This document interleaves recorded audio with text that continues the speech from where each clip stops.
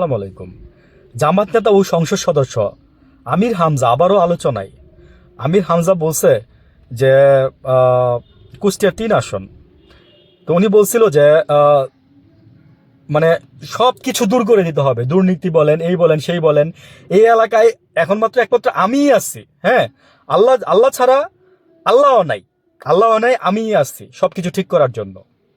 Same same আমি বললাম না যে যে যেই কথা বলবেন, সে কোন দল করতেছেন আমি দেখব না। সে জামাতের হন, আওয়ামী লীগ করেন আর বিএনপি করেন, that's none of my business. আমি সত্যিটা বলে যাব। তো কথাটা অনেকটা হাসিনার মতো হয়ে গেছে। কেমন জানেন? মানে উনি এই যে আমির হামজা, উনি অতি উৎসুক, মানে মানে উৎসাহ নিয়ে কথা বলে।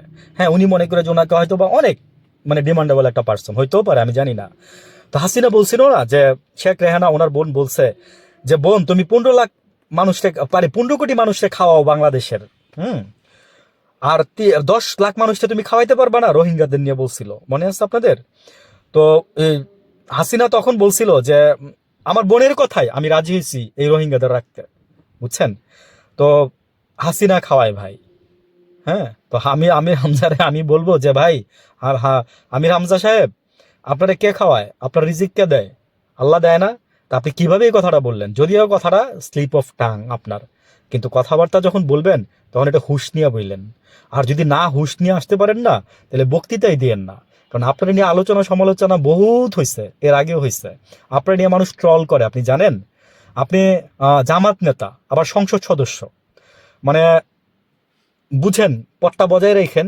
মানে আমি বললাম না যে আমাদের দেশে আসলে মানে সংসদ সদস্য, তারপর হচ্ছে প্রধানমন্ত্রী, তারপর হচ্ছে এমন এমন ব্যক্তি হইতে পারে, নিয়ম আছে, হইতে পারবেন, আপনিও হইতে পারবেন।